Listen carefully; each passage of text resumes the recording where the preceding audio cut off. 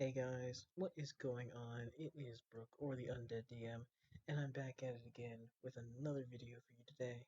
And this episode is going to be Homebrew Math. I know it's been a while since y'all have seen this type of content from me. I think the last one we saw was between the Pugilist and Martial characters. So sorry about that. I've been working on this one for a little bit, ever since the Sculptor reviews that I put out. Been trying to work on the homebrew math here, but we finally got it done, so getting this video guys today. Now, remember guys, if you like this type of content, please leave a like, comment, subscribe if you want to see more of this homebrew math for another class. But without further ado, let's get right into it. So, in case you guys aren't aware, I reviewed recently the Sculptor class, as well as its subclasses, down in the description below if you want to check those out. And I went over about why it was a bad idea. Why having a martial class, or even a half-caster, not have any proficiency in any weapons was a bad idea, and getting your sole weapon from a subclass was not a good idea. And to illustrate that, I have decided to do a homebrew math for you today. So, we're going to go with two different kinds of play styles with the Sculptor. We're going to have the ranged Sculptor baseline, and then we're going to have the melee Sculptor baseline here.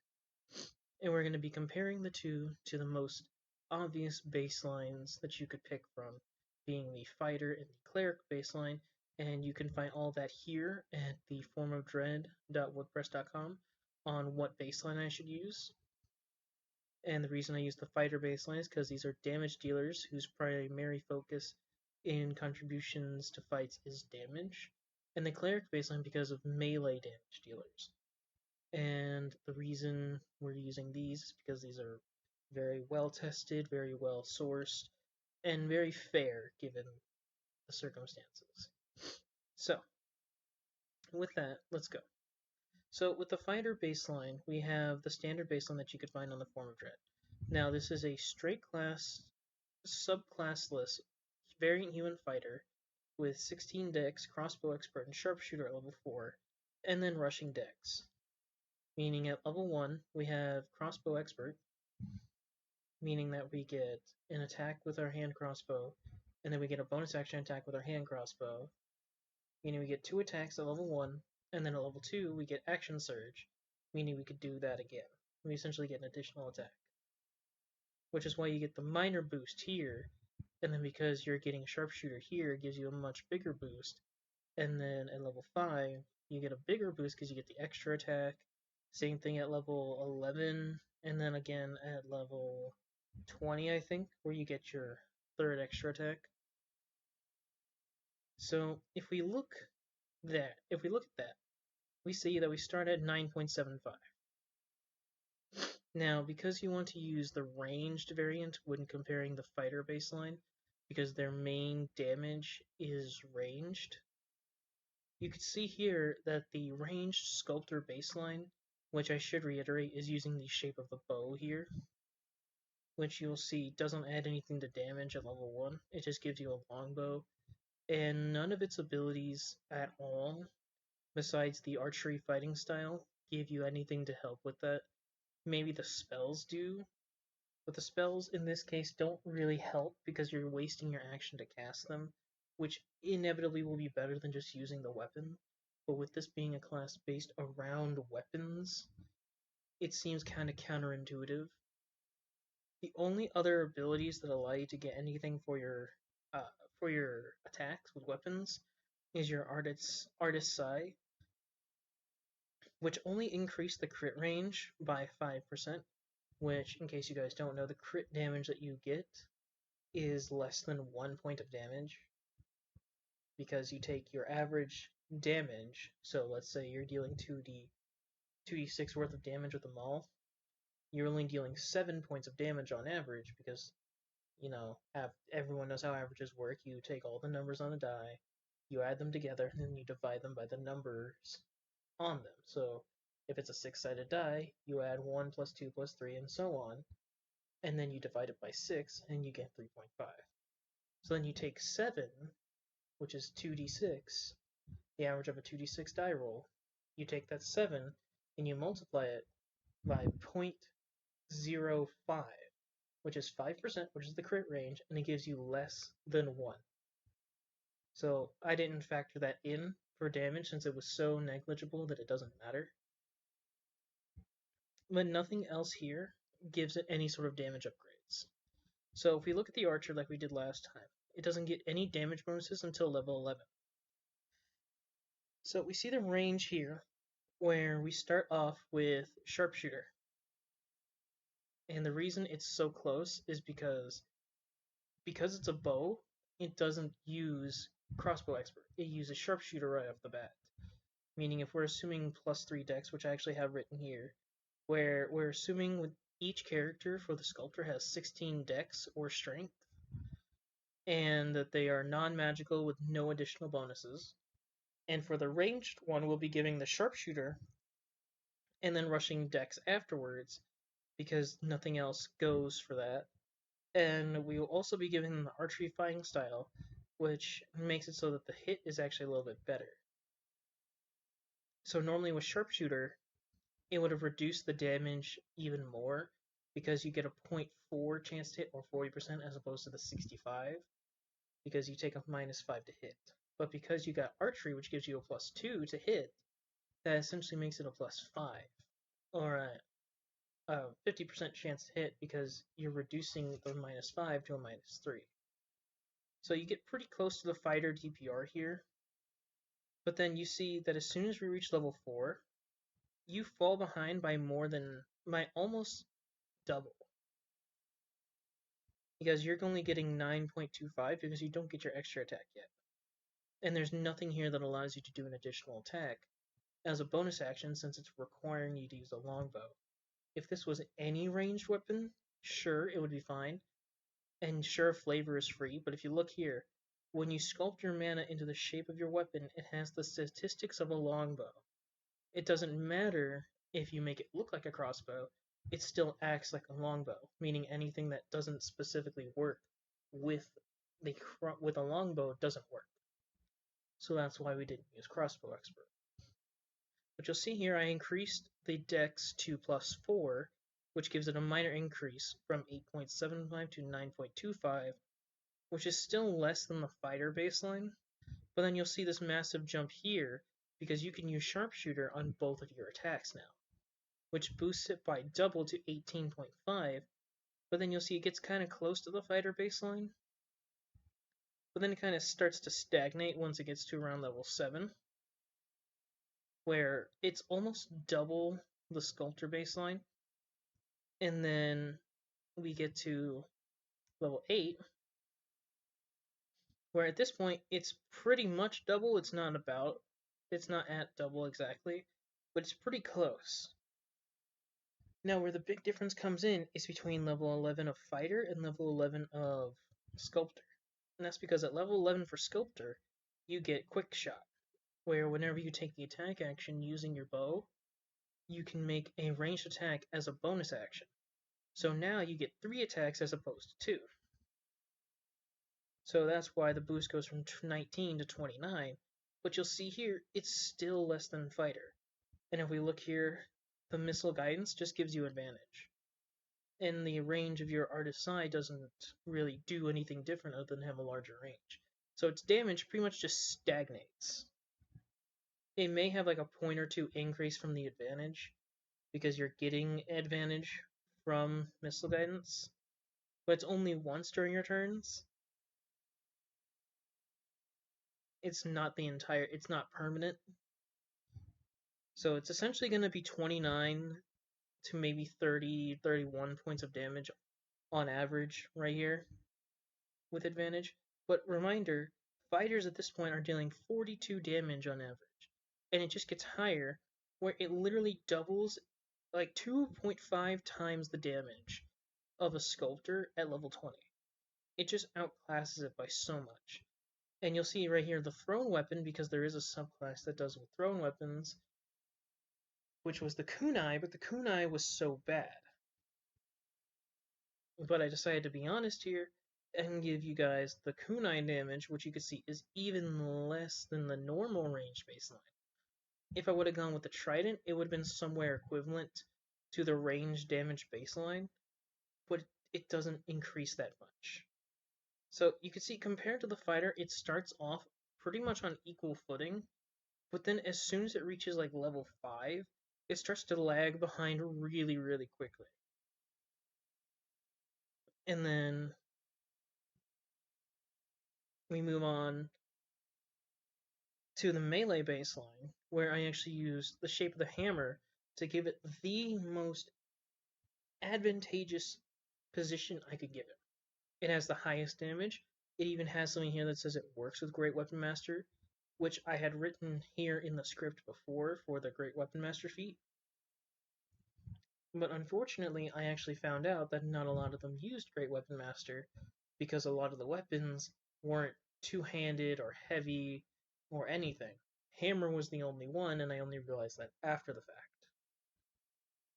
So, if we look here, your weapon is a maul, which does 2d6 damage.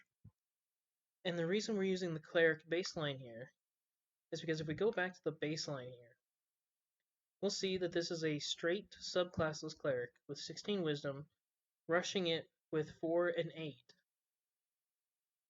after getting Warcaster through level 1, and then casting Spirit Guardians, and then dodging. And the reason we have to wait till level 5 is because Spirit Guardians, I believe, is a 3rd level spell, so you can't get it until level 5. So their DPR is 0. Pretty much. So to start, yeah, the baseline melee Sculptor has an advantage here, where it does 8 more points of damage, and then it catches up pretty quickly right here at level 5, where it gets its extra attack, and they finally get their Spirit Guardians online. But then once you reach level 6, it just gets ousted. It's literally a 7-point difference,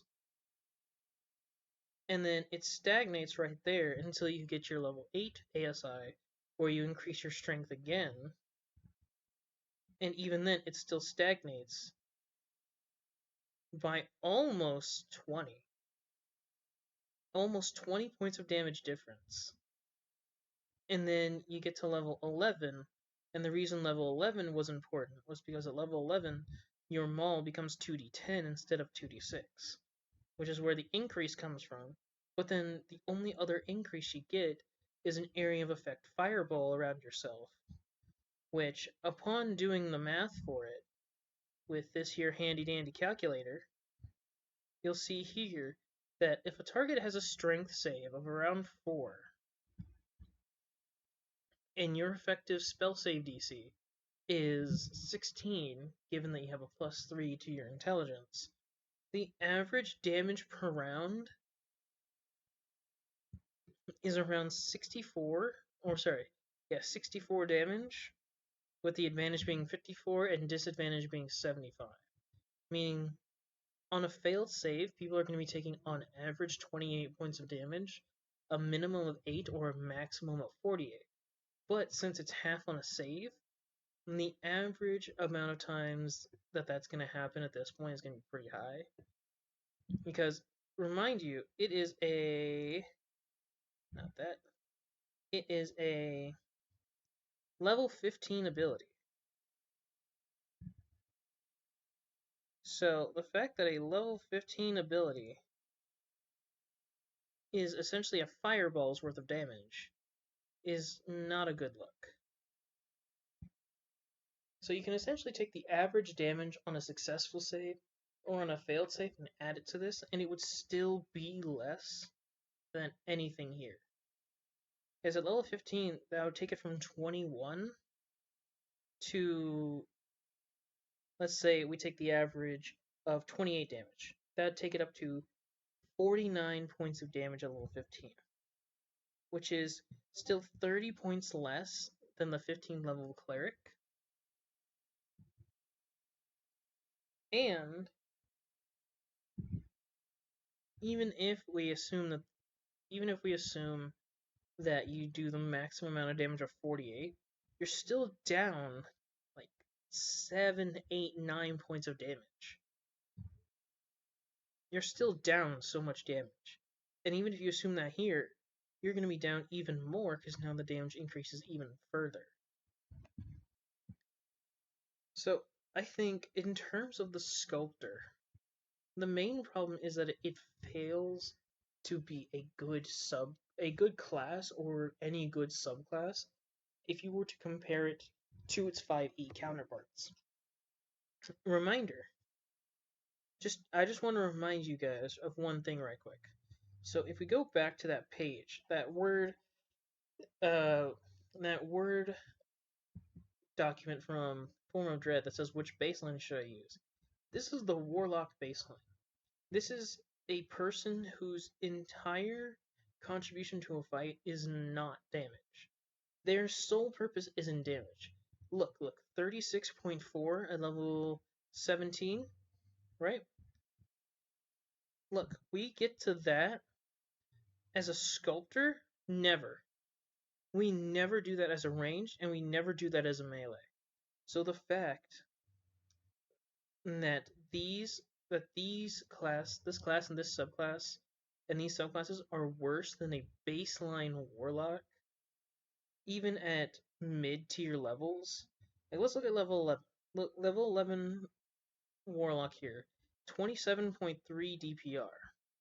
If we go back to the ranged Sculptor, at level 11, we get around the same. It barely surpasses it. We go to melee at level 11, and look at that. Barely misses the mark. Just barely misses the mark by 6 points.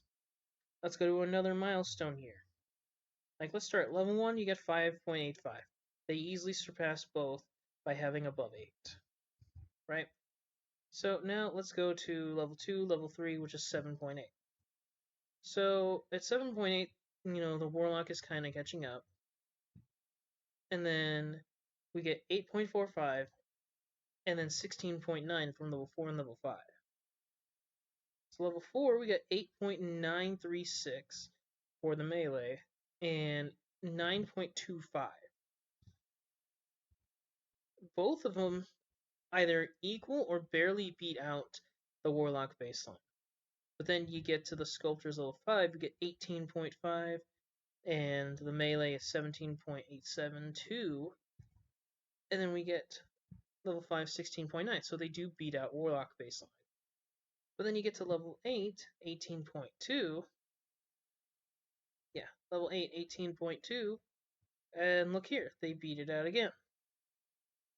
19.5, 18.62. So you see, they're barely beating out, at least in early levels, a user of damage that says Gish halfcasters whose primary contribution to a fight is not damage.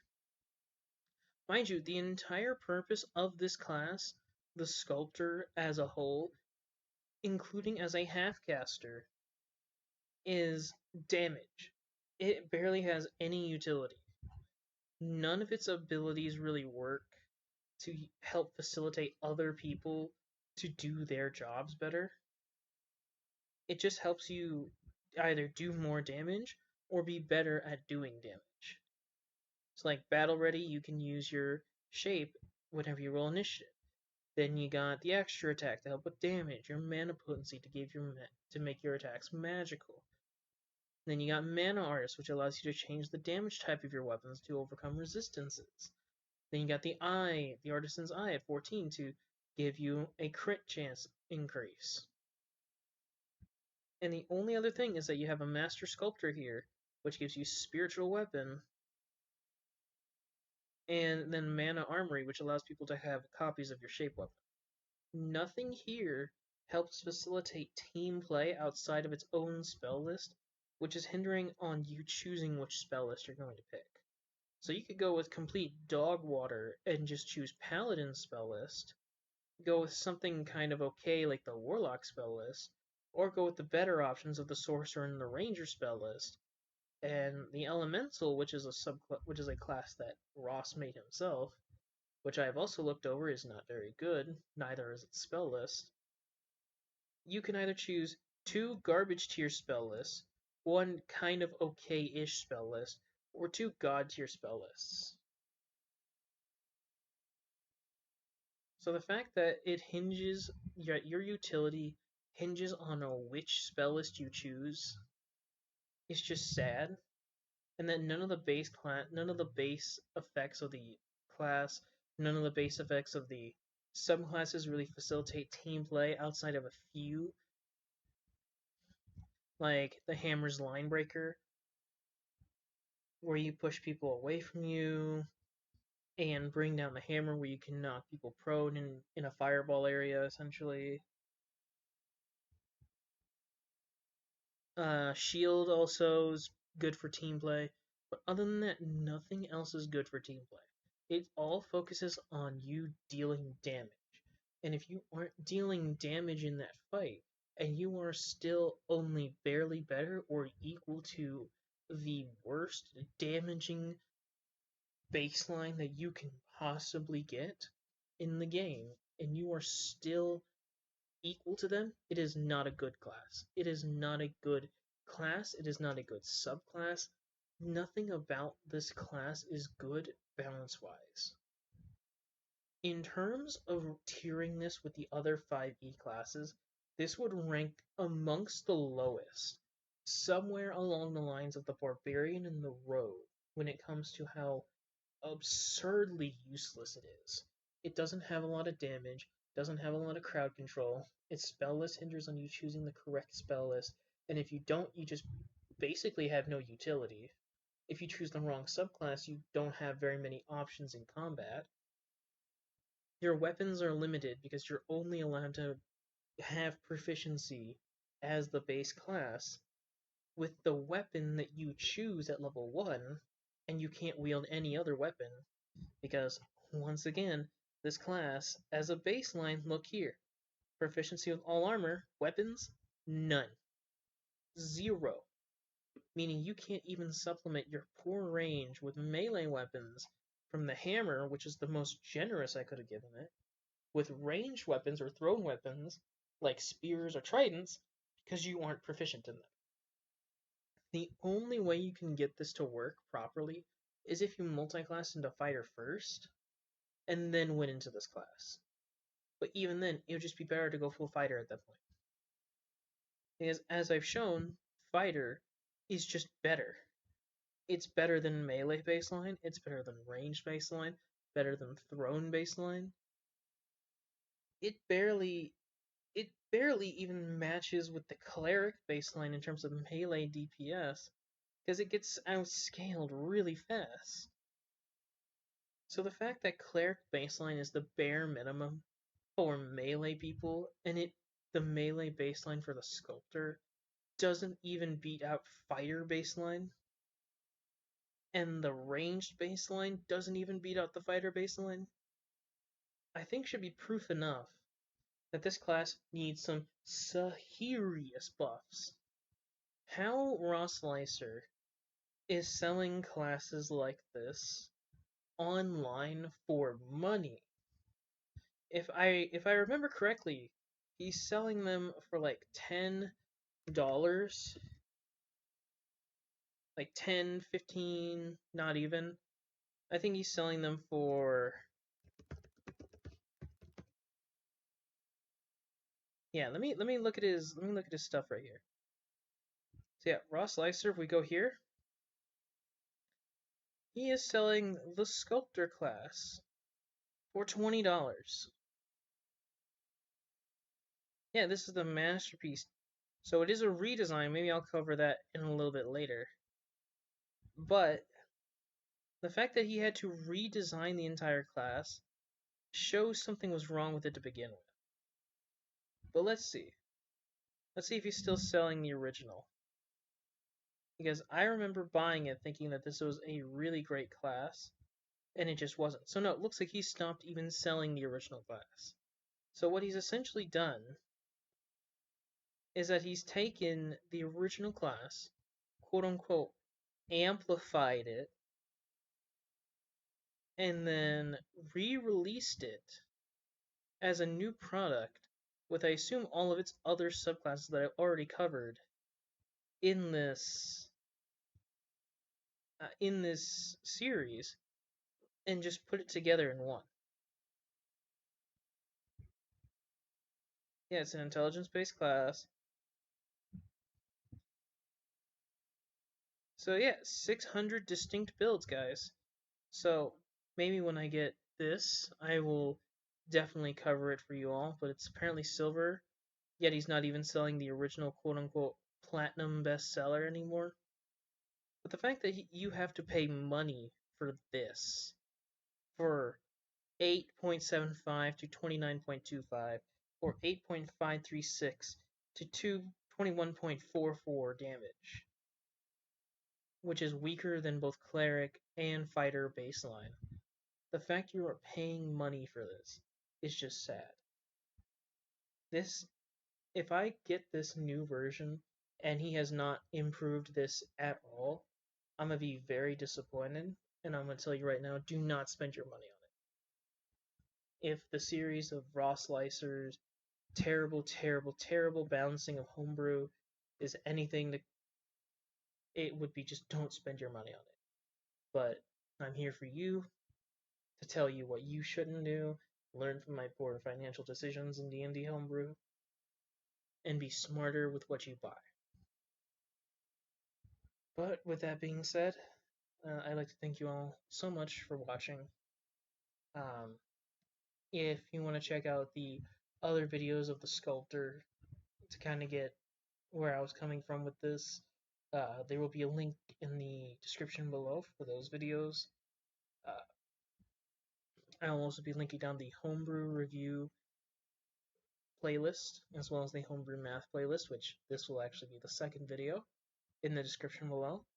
And if you like what you see, please leave a like, comment what you think, and suggestions of what I should go over next, and subscribe.